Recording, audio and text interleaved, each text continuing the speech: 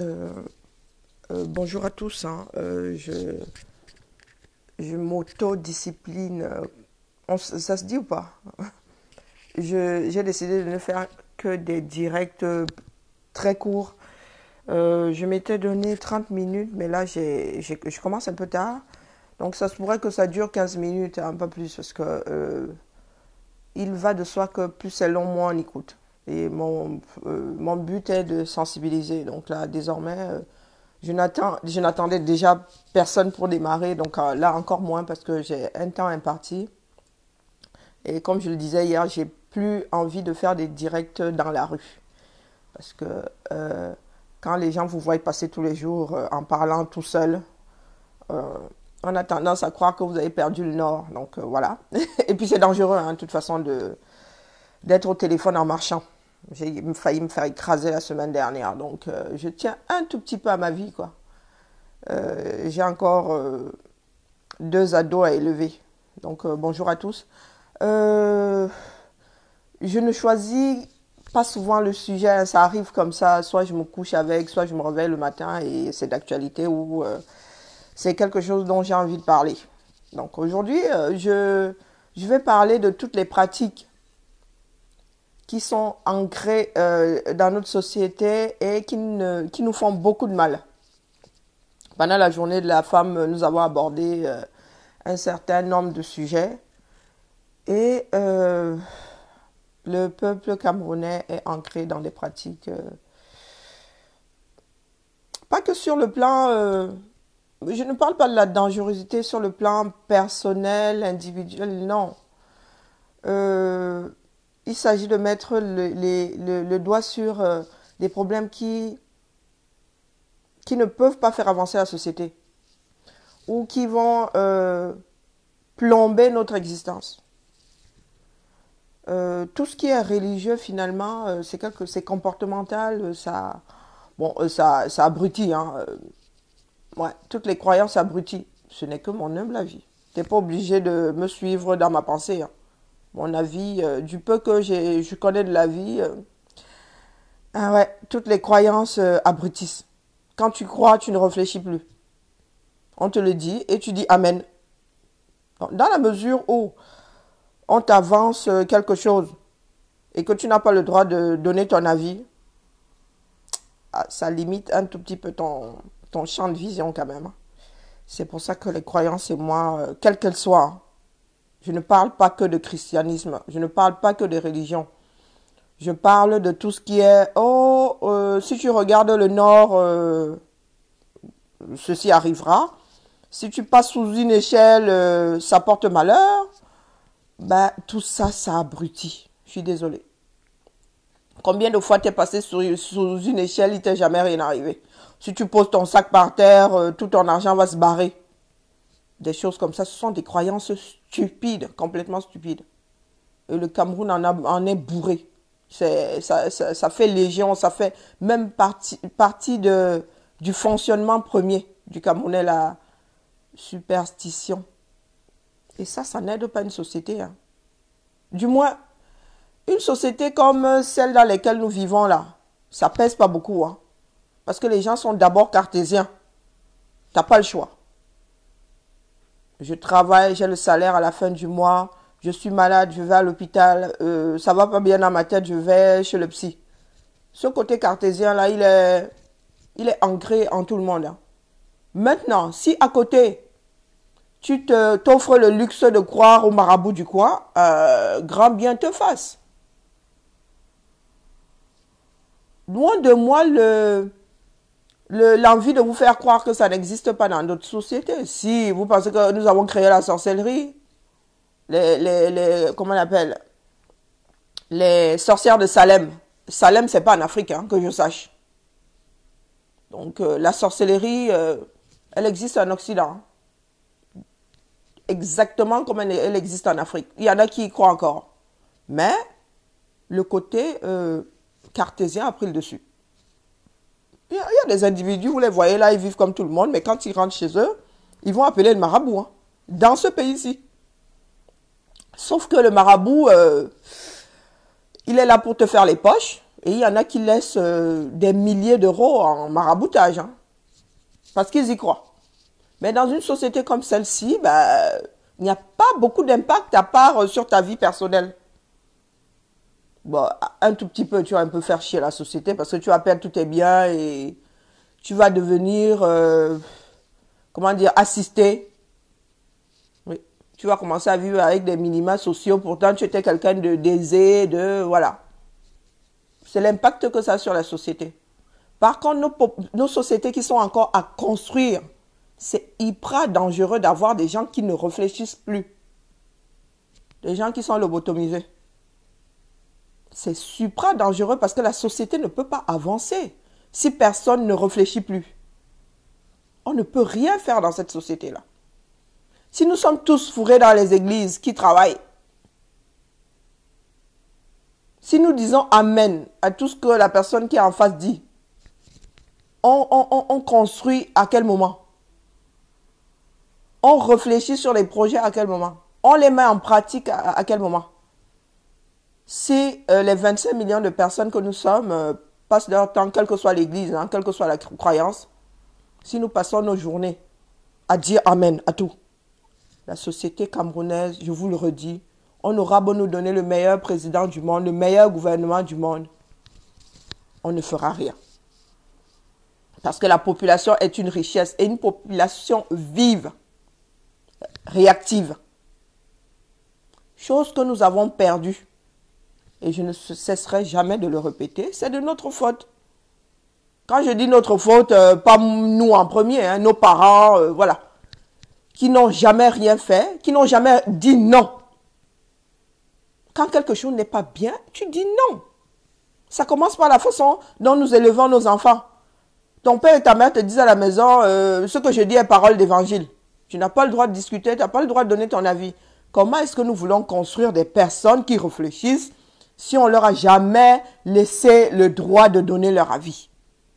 Et moi, je vous dis, on le répercute, hein, malgré nous. Hein. Il y a des moments dans cette maison où je dis à ma fille, ce n'est pas une discussion, c'est une information. Et ma fille, elle ne le comprend, mais alors pas du tout. C'est une bagarre. Ici, il y a des moments où je lui dis, non, je ne t'ai pas posé une question. Donc, ça n'amène pas une réponse derrière.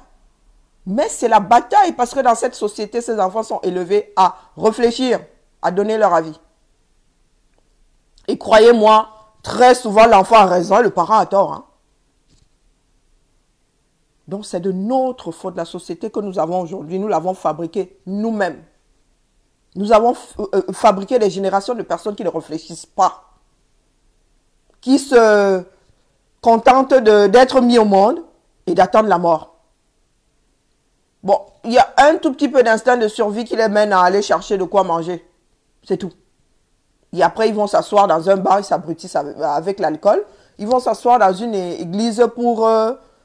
comment dire? Je ne sais même pas. Je ne sais pas. Donc, si nous voulons un Cameroun meilleur, il va falloir qu'on allège certaines choses. Moi, je dis souvent aux gens, dans une société où on a appris à bâtir, où nous sommes en train de bâtir, moi, si tu es croyant, moi, ça ne me dérange pas. Hein. Si c'est dans la religion que tu trouves ton réconfort, grand bien te fasse. Par contre, si cette religion est utilisée pour abrutir le peuple, moi, je suis un tout petit peu tenté de combattre la chose. Je suis un tout petit peu tenté de combattre la chose. Parce que nous ne faisons que répercuter. Il y a des gens qui mettent leurs enfants dans cette église-là très tôt. Il y a des enfants de 5 ans qui ne réfléchissent, mais alors plus du tout. Hein. Parce qu'on les a mis dedans. Et ils n'en sortiront plus. C'est terminé. Moi qui vous parle là, j'ai été baptisée comme tout le monde. Hein. Mais je suis petite fille de pasteur. Chez nous, on dit, je vais à l'église demain à tel point. Si tu veux suivre, tu suis. Tu n'y vas même pas, personne ne viendra te faire un procès. Quand le grand-père fait ses prières à 5 heures du matin, si tu te sens, tu y vas. Tu ne te sens pas, tu n'y vas pas. La croyance est personnelle. Elle devient nocive pour la société quand on l'utilise pour abrutir tout le monde. Et c'est là-dedans que nous sommes aujourd'hui. La religion a abruti une partie de la population. L'alcool en a abruti une autre. La pauvreté. Qu'est-ce que vous voulez qu'on fasse de ce genre de société? On ne peut rien en faire. Tout le monde est assis à attendre la mort. Tout ce que nous faisons, c'est aller chercher à manger parce que si tu ne manges pas, c'est l'instinct de survie. Du moins, on a tous cette petite parcelle d'instinct de survie là, c'est tout ce qui nous reste. Le reste, on attend que ça tombe du ciel. On attend que les problèmes se résolvent par l'opération du Saint-Esprit. C'est impossible. C'est impossible. Un pays où personne ne sait dire non. Ça veut dire que si tu as une idée complètement stupide, tu vas la poser là, tout le monde dit Amen. Et c'est ce qui est arrivé. Depuis plus de 30 ans, on ne fait qu'empiler. Pour se retrouver avec ce que nous avons aujourd'hui. Quand on parle des Mbongo aujourd'hui, c'est comme si c'était nouveau. C'est nouveau. C'est nouveau pour nous autres qui vivons à l'étranger, qui ne suivons pas cette actualité-là. Mais les Camerounais le savent depuis longtemps. Les vidéos qui se baladent là, beaucoup de Camerounais les ont vues avant. Pourquoi les sortir maintenant comme si c'était nouveau? Est-ce qu'ils viennent de tourner ces vidéos-là? Tu en parles même, les gens te disent que ah oui, tu es jaloux. Non, mais tous ces millions-là, est-ce qu'il a pris ça en une fois? Non. Il a pris ça sur une longue période. Personne n'a jamais rien dit. Pour se réveiller aujourd'hui et dire aux gens que ceux qui essayent de se battre, ceux qui se battent font mal. Si les 25 millions de Camerounais que nous sommes se battent aujourd'hui, c'est un mois chrono, même pas un mois. Voilà Bouteflika qui a décidé de ne pas se représenter. Une semaine chrono, moins de 15 jours. Mais nous, Camerounais, sommes champions du monde pour dénoncer ce qui se passe chez le voisin, jamais chez nous. Et c'est comme ça que nous sommes en train de foutre notre propre santé. Moi, aujourd'hui, je m'adresse aux femmes. Hein. Notre propre santé, là, on la fout en l'air. Par des pratiques complètement stupides. C'est pas parce que ton ancêtre a fait que c'est bon. Hein. Et il y a des choses qui étaient, comment dire, qui tenaient la route dans une société il y a un siècle et qui ne tiennent plus la route aujourd'hui. Parce que la société a changé. Parce que les êtres humains que nous sommes ont évolué. Hein. Nous évoluons, ça ne se voit pas, mais nous évoluons. Les pygmées n'ont plus 1 mètre 40 ou 1 mètre 20. Les pygmées ont quasiment la même taille que tout le monde maintenant. C'est la preuve que nous évoluons. Et ils font des enfants avec des bantous, voilà. Donc les choses changent. Si le pygmée vivait dans une maison qui avait 1 mètre 30 de hauteur, il a dû rehausser sa maison. Parce que sinon, il finit par se voûter. Et ça, les Camerounais, pour eux, non, l'évolution, ça n'existe pas. Il y a des mots il y a tellement de problèmes sanitaires qui minent notre société par nos pratiques. Tu as une cirrhose de foie. Ah ben, tu as une cirrhose de foie parce que tu as passé ton temps à te torcher. Là, je parle, je suis désolée, hein, je parle beaucoup comme une lyonnaise. Je suis désolée, tu passes ton temps à te boire. Je ne m'en rends pas souvent compte. Tu as une cirrhose de foie parce que tu passes ton temps à boire. Bon, il y en a qui ont la malchance, mais c'est rare. Hein? Ouais, j'ai un oncle qui est mort d'un cancer du poumon. Il n'avait jamais fumé de sa vie. Ça peut arriver. Mais sur 100 cancers, 99, c'est parce qu'ils ont bu à en mourir.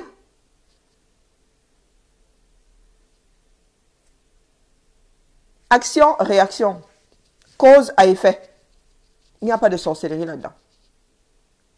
Voilà une génération de femmes avec des reins foutus. Beaucoup de femmes ont les reins foutus. Pourquoi est-ce que nous avons les reins foutus? Personne ne se pose la question. Bien au contraire même, nous continuons avec ce qui a créé ce mal-là. Nous continuons à accélérer le mal. Tout simplement parce que Tous ces médecins qui sont posés, la personne ne tire la sonnette d'alarme. Ils vont dire que ce sont les traditions qui tuent.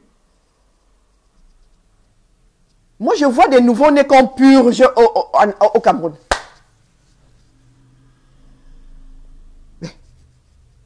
L'enfant a quelques semaines, on le purge déjà. Et le médecin ne te dit pas d'arrêter le massacre. Quand cet enfant va devenir une jeune femme demain, à 30 ans, elle a les reins foutus. Personne ne se pose, on se jamais responsable de rien. On va dire que c'est la sorcellerie. Où est la sorcellerie?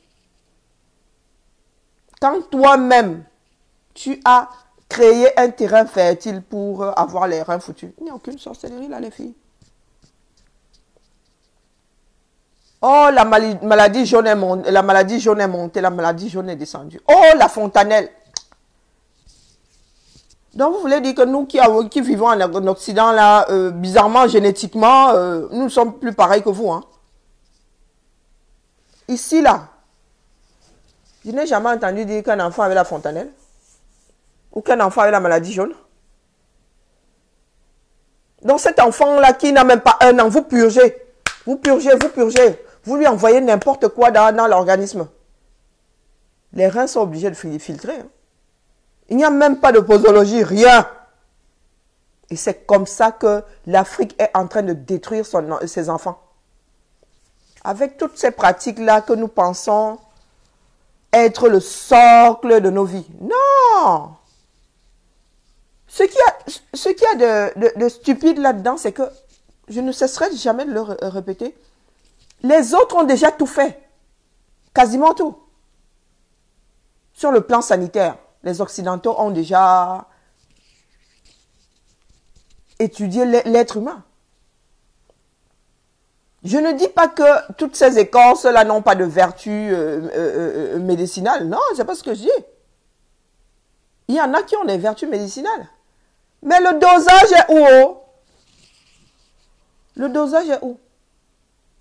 Des fois en Afrique, on a un médicament qui soigne tout, même le HIV. Et il y en a qui y croient dur comme fer. Hein. Il y en a qui y croient dur comme fer. C'est pour ça que je vous dis, la boisson va tuer un tiers de la population. La maladie va en tuer, le HIV va en tuer un tiers, la pauvreté. Et c'est comme ça que les gens meurent tous les jours, comme... même les animaux ne meurent pas comme ça, comme les Camerounais. Même les animaux ne meurent pas comme ça. Tout simplement parce que nous avons accumulé des pratiques qui sont en train de nous tuer à petit feu. Le Cameroun est censé être en translation au niveau de la population. Mais à cette allure, nous allons sortir de cette translation et nous allons être comme les pays occidentaux qui, pour eux, la translation s'est arrêtée depuis longtemps. La translation veut dire que la population est en train d'évoluer. Il y a quoi, 60% de jeunes au Cameroun? Ici, c'est le contraire. Hein. La population est vieillissante. Et au Cameroun, elle est jeune.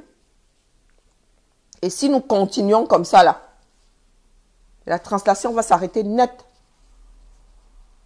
Parce que les gens vont recommencer à perdre la vie à 45 ans. D'ailleurs, la moyenne, je pense que la moyenne au Cameroun, c'est ça. Elle est en dessous de 50. Parce que les gens ont toujours tendance à voir ceux qui vivent longtemps. Moi, on ne voit pas ceux qui meurent prématurément. La moyenne au Cameroun, la durée de vie, c'est en dessous de 50 ans. Tout simplement à cause de nos pratiques. Les Camerounais meurent stupidement. Ah oui. Les Camerounais meurent, beaucoup meurent par stupidité. Que ce soit la stupidité de la personne en face, que ce soit la tienne. Les Camerounais meurent par stupidité. Pure stupidité. J'ai ma cousine, ma tante qui est morte samedi. Par stupidité. Elle était malade, elle a refusé de prendre son traitement. Elle allait prier. Oh non, elle, c'était pas la prière, c'est une autre qui prie. Elle, c'était les médicaments traditionnels. Pourtant, elle avait un traitement qui avait stabilisé sa maladie. Et un traitement qu'elle ne payait même pas. C'est sa sœur qui payait. Morte par stupidité. Elle n'était pas guérissable, mais elle aurait pu vivre longtemps encore avec sa maladie. Et on en a comme ça dans toutes les maisons. Hein, qui préfèrent croire que c'est la sorcellerie au lieu de prendre leur foutu traitement. Et vous pensez qu'avec ça, quel que soit le gouvernement, on va pouvoir changer? Quand tu es malade, on te donne un traitement, tu ne le bois pas, tu vas aller bosser comment? Tu vas aller travailler comment? Quand tu mets un enfant au monde et que tu commences déjà comment dire, à mettre à diminuer son capital santé, en lui mettant n'importe quoi dans l'organisme, tu fragilises déjà ses organes internes, et purger à gauche et purger à droite. Qui va travailler demain pour la société camerounaise? Si nous sommes tous censés vivre pendant 45 ans. Le cycle de la vie, ce n'est pas 45 ans. À 45 ans, le nouveau 45, c'est le nouveau 35. Hein. Là où je vis, là, chez les hommes, c'est 72 ans. Et la femme, c'est au-dessus. Donc, dites-moi dans quel genre de Cameroun nous pouvons vivre si on n'arrête pas ça maintenant. Parce que moi, je vous dis, ceux qui sont déjà nés là, c'est déjà foutu, hein, ils sont déjà condamnés. Ils sont déjà condamnés. Sur le plan sanitaire, sur le plan intellectuel, psychologique, ils sont déjà condamnés. Hein. Pour récupérer nous là, nos enfants. Ah ouais, il y a du boulot. Hein. Donc c'est à nous aujourd'hui de nous préparer à sortir une nouvelle génération qui tient la route. Moi, peut-être que c'est, comment dire, nous qui vivons en Occident qui avons perdu le sens des réalités. Hein. Mais je ne pense pas. Parce que nous voyons comment la société fonctionne ici. Je ne parle pas de faire du copier-coller. Hein. Non. Je vous parle de ce qui est basique. En matière de santé, nous autres, là, on ne peut pas faire de miracles. Les miracles sont les Occidentaux qui les font parce qu'ils ont atteint un niveau que nous allons mettre du temps à atteindre. Puisque nous autres Camerounais avons décidé de rattraper ce retard. En partant de zéro. Comme je vous disais hier, nous avons décidé de... Les autres sont en... Je vais vous prendre un exemple con. Hein. Vous prenez le pack office. Les autres sont passés en... Ils sont à 2016, je crois. Mais moi-même, mon boulot, je suis à 2013. Hein. C'est pour vous dire. Je pense que le dernier pack office, c'est 2016. Peut-être qu'il y en a un autre derrière. Hein. J'en sais rien. Mon employeur est très chiche. Vous prenez... Au Cameroun, nous en sommes à 97 et encore. Nous en sommes à 97 et encore. Soyons cons, nous en sommes au premier. Nous voulons travailler sur le premier pack office et envoyer à quelqu'un qui a 2016. Comme ça que le Camerounais veut rattraper son retard. Il a décidé de prendre la vieille machine, la première qu'on a conçue. Il compte travailler avec la personne qui a la dernière version. Donc, tu finis de travailler sur ton premier pack office et tu dis à ton voisin qui a le dernier d'utiliser le même document que toi. De le compléter, de le lire. Non, mais il va de soi que quand tu vas mettre ça dans 2016 va péter les plombs. 2016 ne pourra même pas convertir. Puisque 2016 a en mémoire l'avant-dernier, c'est tout.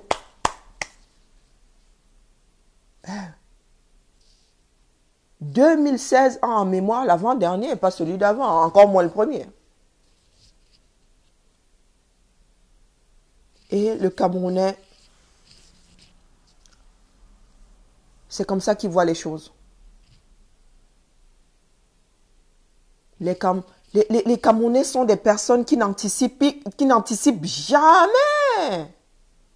Qui ne veulent même pas voir plus loin que le bout de leur nez. Non. Des irresponsables finis. Le Camerounais n'est jamais responsable de rien, c'est la faute de l'autre. Quand il n'arrive même pas à te faire avaler que c'était ta faute, il dit que tu es fou. Parce qu'il ne veut pas prendre ses responsabilités. Donc, je m'adresse aux femmes là. Aujourd'hui, ce matin, c'était pour m'adresser aux femmes. Arrêtez de flinguer vos santé. Arrêtez de vous flinguer la santé. Le HIV n'est pas traité par les écorces. S'il était soigné par les écorces, ça se saurait. Hein? Vous pensez vraiment que le blanc est stupide? Si l'Afrique avait une écorce qui soigne le HIV, je crois qu'il serait déjà venu ramasser les arbres, là, les racines avec. Hein? Eh oui. Il serait déjà venu déterrer ces arbres-là, les racines avec. Si comment dire, le principe actif qui soigne le HIV se trouvait en Afrique, où que ce soit d'ailleurs, hein, ils sont prêts à aller chez les Martiens déterrer cette histoire-là. Donc, mes sœurs qui ont le HIV là, mes frères, aucune écorce ne soigne le HIV. La trithérapie a été très allégée. C'est plus les 21 comprimés qu'on buvait là. Non, c'est 3 comprimés maintenant, je crois. Hein. Si ce n'est même pas descendu à 1 maintenant. Il fut un temps, c'était 21 comprimés, je crois. Maintenant, je crois que c'est descendu à 3. Hein. Donc, quand on te dit que tu as le HIV, ne va pas voir le sorcier du village. Il n'y est pour rien. Tu as le HIV, point. C'est comme avoir le palu. Donc, tu prends ta foutue trithérapie et tu évites de propager autour de toi. Pour les femmes, tu évites de tomber enceinte parce que, vu le pays dans lequel nous vivons, il vaut mieux ne pas s'engager sur... Ici, on arrive à mettre des enfants au monde qui ne sont pas porteurs. Hein. Au Cameroun, on n'en a pas encore, donc il vaut mieux éviter de se retrouver dans ce cas de figure-là où on est malade et l'enfant est malade. C'est très lourd à porter. Donc, mes sœurs, c'est à vous que je m'adresse ce matin. La vie est déjà assez compliquée au Cameroun. Il y a des maladies que les femmes s'inventent. Et il y a des maladies que vous inventez à vos enfants. La fontanelle, ça n'existe pas. Tous les enfants naissent avec ça là. La tête est ouverte là, c'est pas fermé, c'est pas consolidé. Tous les enfants du monde entier, tous les hommes. Et puis si on va y regarder de plus près, même les mammifères. Parce que si cette tête-là est complètement fermée, elle explose quand l'enfant sort de nos ventres. C'est pour que l'enfant puisse sortir. Moi, je vous dis que j'ai eu mon enfant qui est né avec la tête qui avait la forme d'un pain de sucre. Moi, j'ai hurlé. Quand la sage-femme a vu ma tête, elle n'a même pas attendu que je parle. Elle a lu dans mes pensées. Je m'apprêtais à lui dire que à l'échographie, on ne m'a pas dit que ma fille avait une tête en pain de sucre. Elle me dit non, rassurez-vous, la tête va se remettre en place. Et si vous voyez la tête que ma fille avait à la naissance et celle qu'elle a maintenant, non. La nature reprend ses droits. Masser la tête de l'enfant, tu crois que tu peux dompter la nature? Moi, quand j'étais jeune, on disait que j'avais la tête comme la tête d'un cheval. Regardez la tête que j'ai aujourd'hui. On ne contrarie pas la nature. La fontanelle, ce n'est pas une maladie. Bon sang de bonsoir. La maladie jaune, ça n'existe pas. Même ici, quand nos enfants font des dents, il arrive que certains fassent des sels acides. Ça bouffe les fesses. Ce sont des champignons, l'humidité. Le pistache, je ne sais pas quoi, ça n'existe pas. C'est le lait maternel.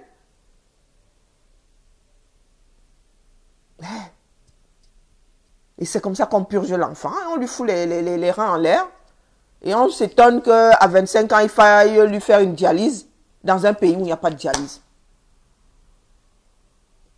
Donc, si nous voulons un tout petit peu alléger certaines choses, hein, arrêtons certaines pratiques.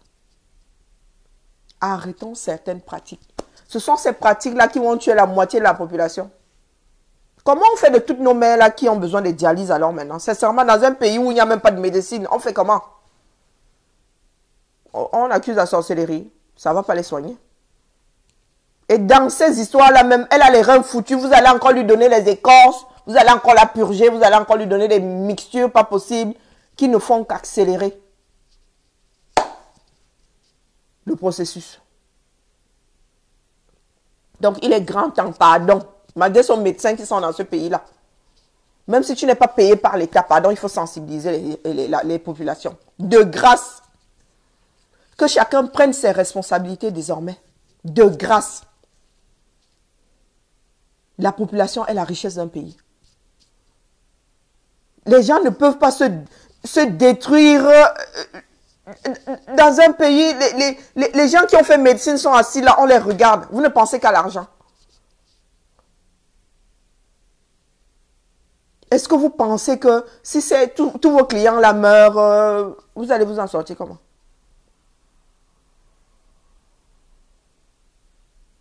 Vous attendez que les gens soient en phase terminale pour les opérer, juste pour prendre de l'argent. J'ai vécu, je parle de ce que j'ai vécu. Hein. Un cancer en phase terminale, on opère quoi là? Tu as, il y a les métastases, on opère quoi? Si ce n'est pas pour extorquer de l'argent à la famille. Chacun doit prendre ses responsabilités dans ce pays-là.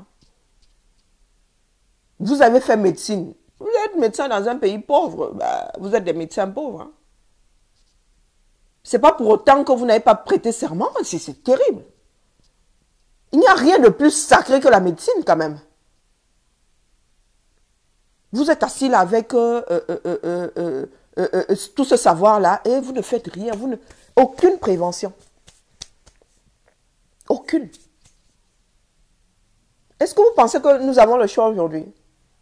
Nous devons faire ce que le gouvernement ne fait pas.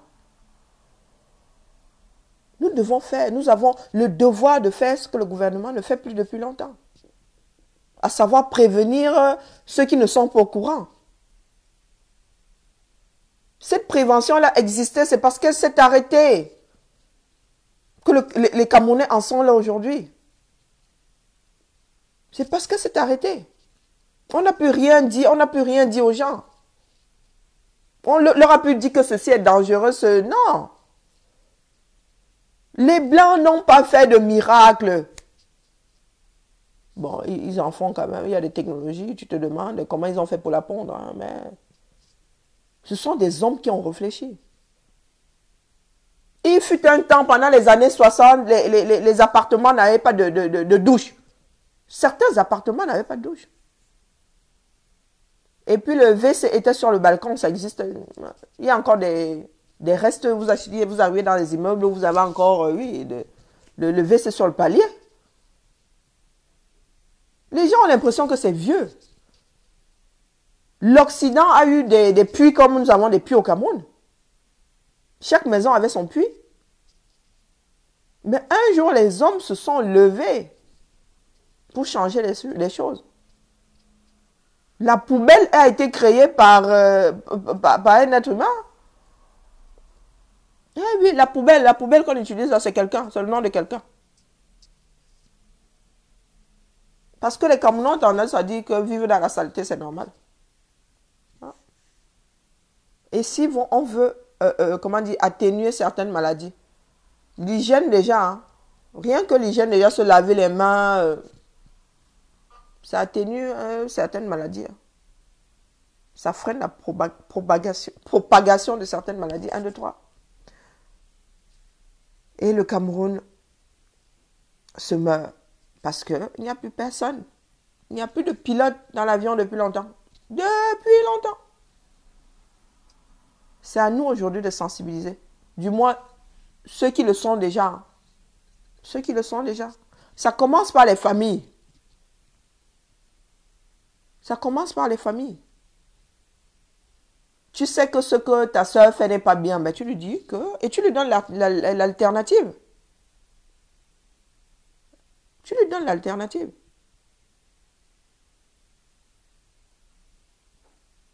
Parce que ça ne sert à rien de mettre, comment dire, de purger quelqu'un qui n'est pas malade.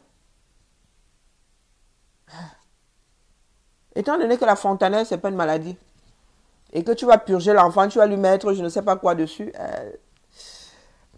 à part surcharger son corps des éléments à éliminer,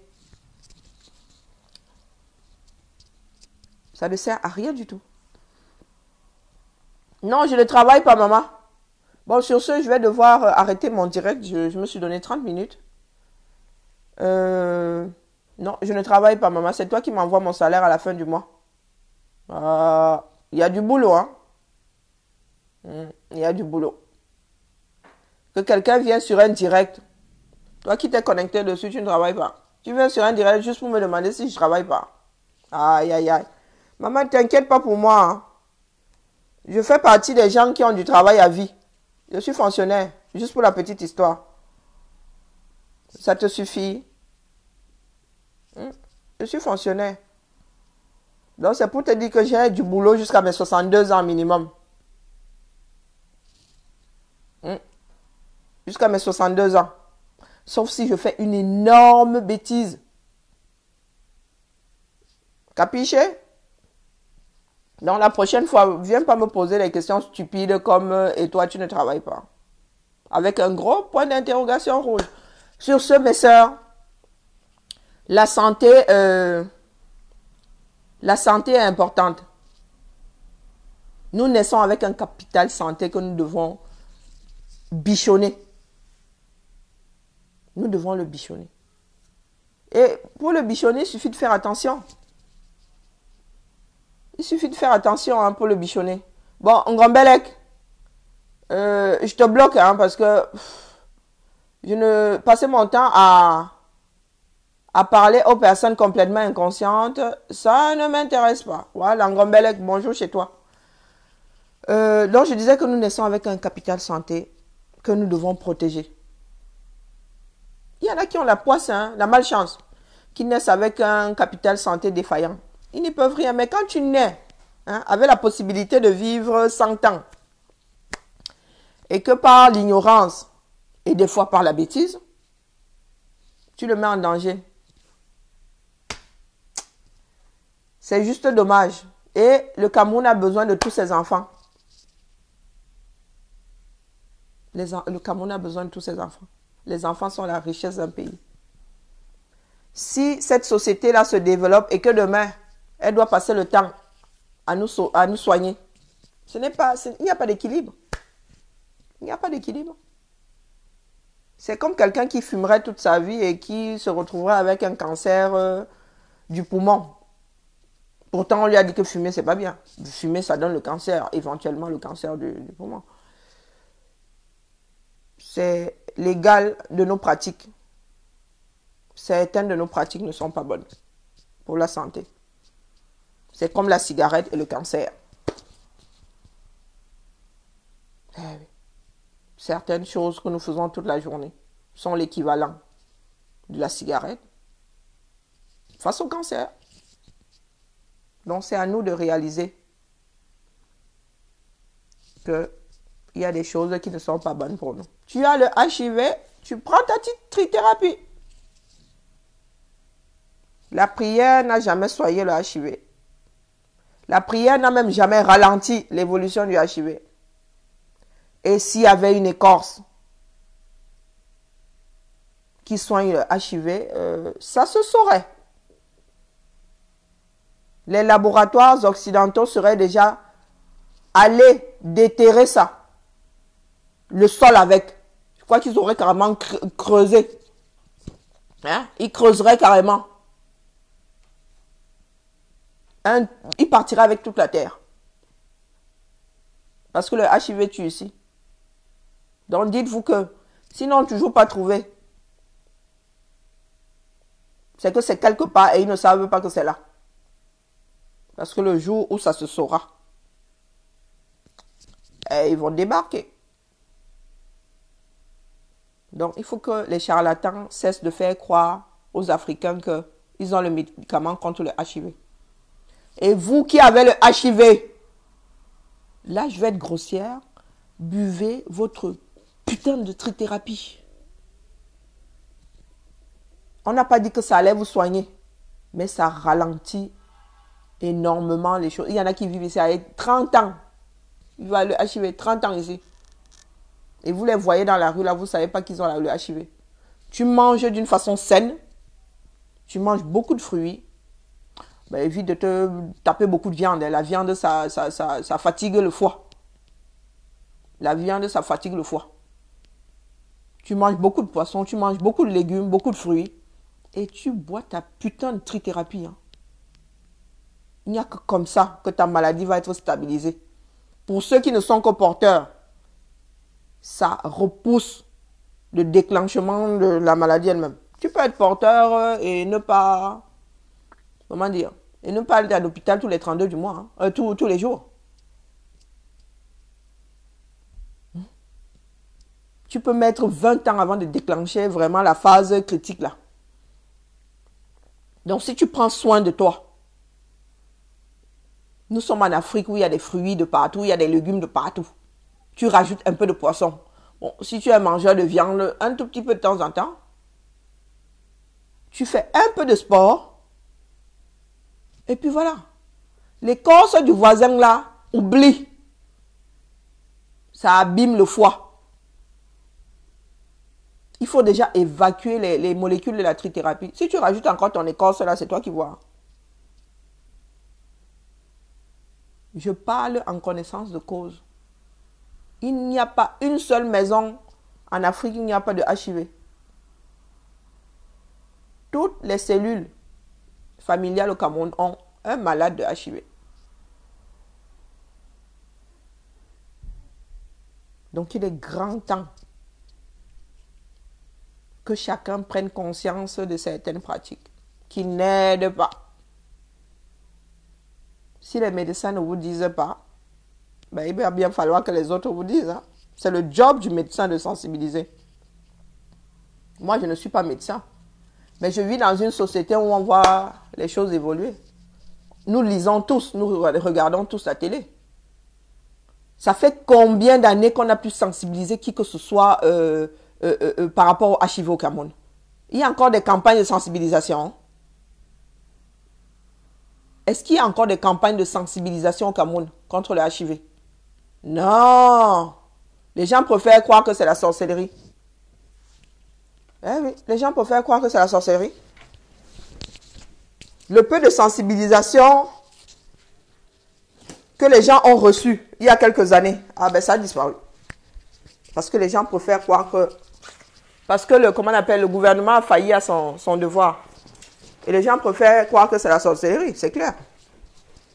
Donc il est grand temps que les gens sachent que le sida existe toujours, le HIV, excusez-moi.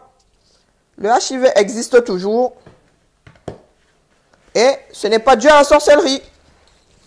Tu prends ta trithérapie. Et puis, bah, tu peux prier après, hein, par contre. Hein. C'est ce que je dis souvent aux gens. Moi, je suis une grosse malade, une grande malade. Hein.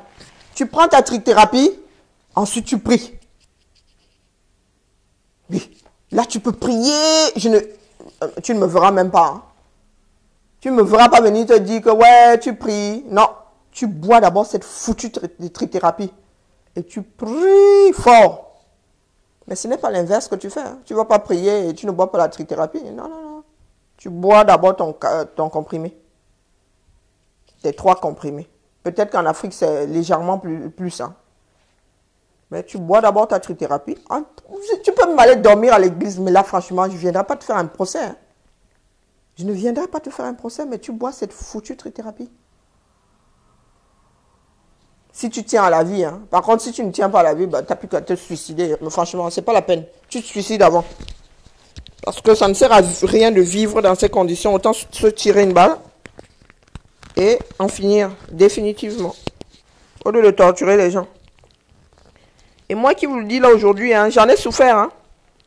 Oh, pas de HIV, hein. Vous qui avez toujours l'esprit tordu là. Non, non, j'ai perdu la dame qui m'a élevé. Eh oui. C'est ma tante qui m'a élevé une partie de ma vie. Et je l'ai perdue comme ça.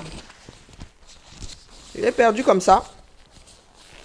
Parce qu'elle n'avait pas accepté la maladie. Elle n'a pas voulu, voilà, elle n'a pas voulu se battre. Bon, en même temps, soyons réalistes, hein, elle n'aurait pas vécu longtemps là, à mesure où elle avait un problème rénal. Elle avait un problème rénal déjà. Hein. Elle avait des reins assez fragiles. Donc oui, elle n'aurait pas pu vivre 10 ans de plus. Mais elle aurait peut-être pu en vivre 3 de plus.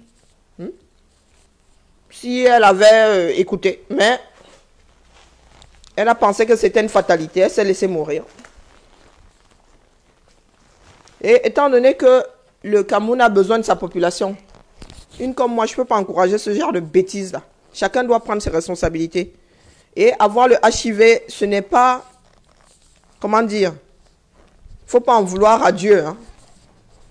C'est la faute à pas de chance, comme disent les gens ici. C'est la faute à pas de chance. Tu prends ton traitement, et puis, tu pries très très très fort. Et tu évites de te purger avec Dieu seul sait quoi. Sur ce, je vais aller justifier mon salaire. Prenez soin de vous. Et je le répète, je l'ai dit hier, hein, nous avons besoin de beaucoup de Sama au Cameroun. Nous avons besoin de sensibiliser sur le terrain. Nous, ici, de ce côté, nous allons voir comment aider les personnes qui sensibilisent sur le terrain. Nous devons passer à une autre vitesse. À savoir ne pas garder les choses sur les réseaux sociaux. Et je ne sais pas si M. Blaise et Sama m'entend. Franchement, le boulot que tu as bas est juste... c'est, comment dire... C'est, comment dire... je ne sais pas comment te le dire. Mais c'est l'histoire qui te dira merci. Parce que certaines personnes n'ont pas encore compris que d'autres peuvent être dévoués à ce point, à une nation. Donc, monsieur Sama, vraiment, vraiment, vraiment, merci pour le job que tu fais. Pourquoi est-ce que j'ai la main devant ce truc? Qu'est-ce qui se passe? Merci pour le job que tu fais, sincèrement. Merci, merci beaucoup. Si tu as d'autres combattants qui veulent faire... qui veulent sensibiliser la population de cette façon, nous allons tout faire pour qu'ils soient équipés. Parce que ce que vous faites là, c'est ce que l'État camerounais devrait faire. Sensibiliser les populations. Et comme je le dis souvent, nous avons la chance d'être déjà en... Il y a des communautés de partout. Les gens sont en association sans le savoir. Et ça rend la tâche plus facile en fait. Aller vers les gens devient plus facile que de faire du porte-à-porte. Parce que si nous commençons à faire du porte-à-porte, nous ne sommes pas encore arrivés. Hein. Nous ne sommes pas encore arrivés. Donc, monsieur Sama, si tu peux nous recruter de vaillants Camerounais là-bas pour faire le job que tu fais, on ne dit pas non. Sur ce, passez une bonne journée et puis demain pour la matinale.